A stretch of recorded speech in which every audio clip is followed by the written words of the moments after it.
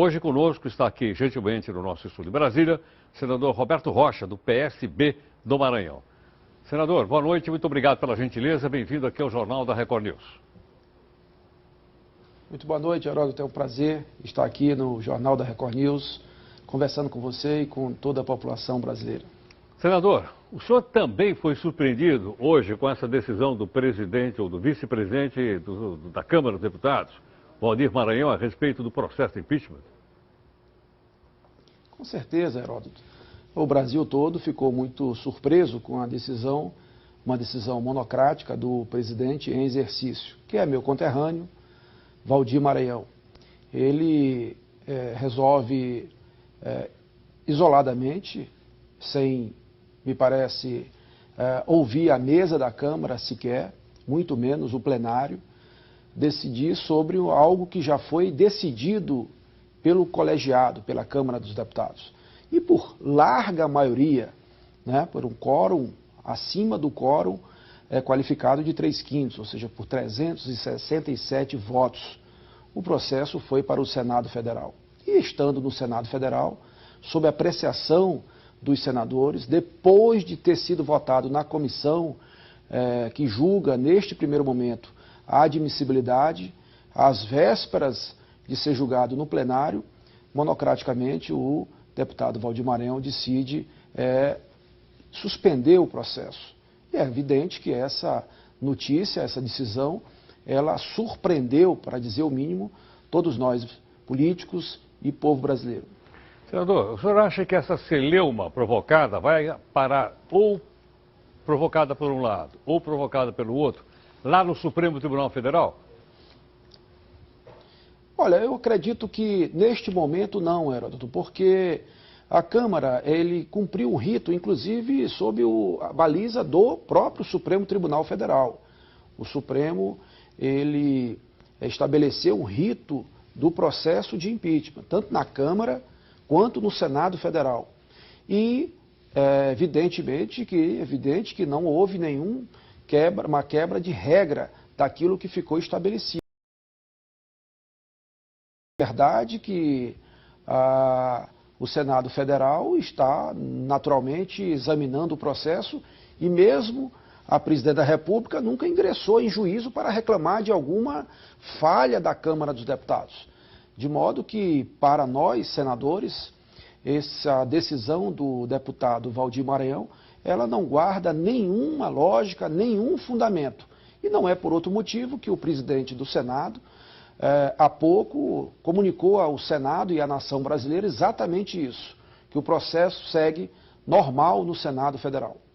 Senador, isso teria sido uma decisão pessoal ou ele teria tido o apoio, obviamente, do Palácio do Planalto, da Advocacia Geral da União e de outros políticos da oposição? Olha, eu prefiro acreditar que foi uma decisão equivocada, pessoal, do deputado Waldir Maranhão. Porque qualquer pessoa que tem o mínimo de luz no que está nas normas do nosso país, no ordenamento jurídico do país, sabe que isso não tem o menor sentido. Imagine você, Heródoto, a Câmara dos Deputados votar uma medida provisória ou um projeto de lei e obedecer todo o rito, toda a regra estabelecida na Constituição e no regimento da Câmara, e em seguida esse processo ir para o Senado.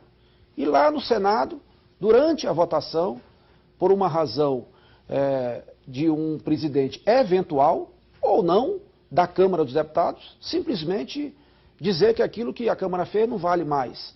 Criaria, portanto, um precedente perigosíssimo, de tal modo que eu acredito, e data venha, como dizem os advogados, eu não vejo nenhum fundamento na decisão e acho que ela é completamente nula, de pleno direito, e por essa razão o Senado segue naturalmente discutindo o processo.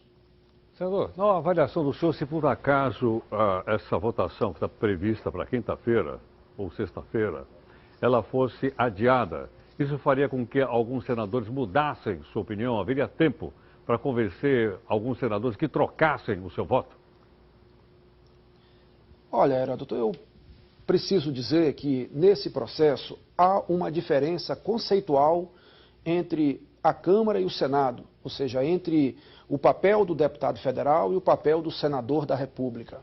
Na Câmara, o deputado atua mais ou menos como se fosse um promotor, portanto, parte do processo, como advogado de acusação. A Câmara encaminha ou não a denúncia para o Senado Federal. Então, é natural que os deputados verbalizem, vocalizem os seus sentimentos. Ressalvadas os excessos do dia da votação, eu vejo até como natural o deputado que representa partes, interesses, clientelas, ele expresse lá o sentimento daquele que ele representa. Já no Senado é diferente. O senador representa o Estado como unidade da federação. O senador representa uma entidade, não as pessoas como o deputado federal. E o senador, neste processo, atua mais ou menos como se fosse o juiz. Na Câmara, o deputado é promotor e no Senado, o senador é juiz. Tanto isso é verdade que o presidente da República, no caso, a presidente da República, desde quando admitido o processo no Senado, ele é obrigado a se afastar para gerar o mínimo de isenção no julgamento. E também o presidente do Supremo passa a dirigir os trabalhos para dar a caráter de corte, de tribunal, efetivamente. Por isso é que eu acho que a postura dos senadores, a votação no Senado terá também um efeito pedagógico, não para ensinar a Câmara, os deputados, como devem fazer, absolutamente, mas para deixar bem claro para a população brasileira exatamente a diferença conceitual entre o deputado federal e o senador num processo de impeachment, que é preciso dizer, ele nasce de um fundamento jurídico, mas ele é um processo político. Tanto isso é que ele corre no Congresso Nacional, senão ele correria nos tribunais. Senador, o senhor acredita mesmo que a votação vai se dar na próxima quinta-feira da admissibilidade ou não do impeachment e o afastamento da presidente Dilma? Eu não tenho nenhuma dúvida, não há nenhuma razão para o Senado Federal suspender o processo que está em discussão e em processo de votação.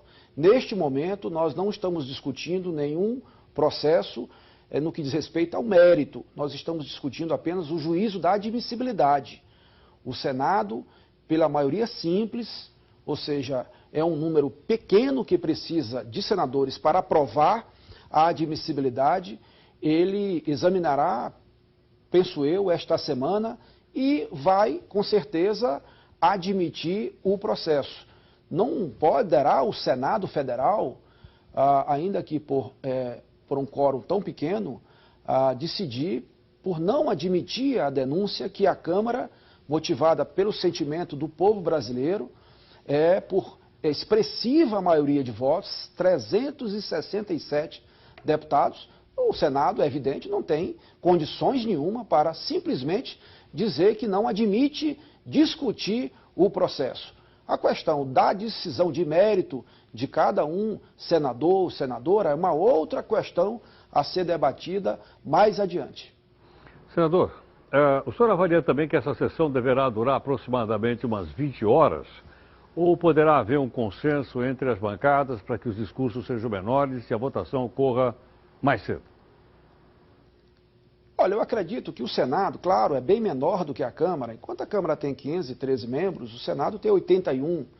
E o Senado estabelece um critério para cada senador ter o direito de usar a palavra por 10, 15 minutos e lá poder expressar o seu ponto de vista em relação, repito, à admissibilidade da denúncia. O juízo agora é de admissibilidade. Isso ficando bem claro para todos os senadores, a gente pode ter uma sessão com um prazo pequeno e deixar para efetivamente discutir o mérito da questão, se aprofundar em relação ao que está nos autos, em relação a pedaladas, em relação a decretos, exatamente no curso do processo que vai correr na comissão e em seguida no plenário.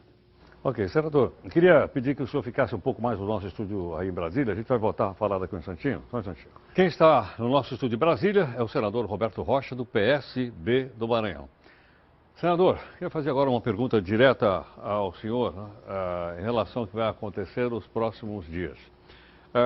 O senhor também avalia que, uma vez admitida a admissibilidade do impeachment contra a presidente Dilma, a chance dela voltar naquele período de 180 dias é alta ou é baixa? Que avaliação o senhor faz? Olha, Heródoto, é uma avaliação política, né? Cada um tem um ponto de vista em relação a essa questão, porque trata-se de uma questão bem objetiva.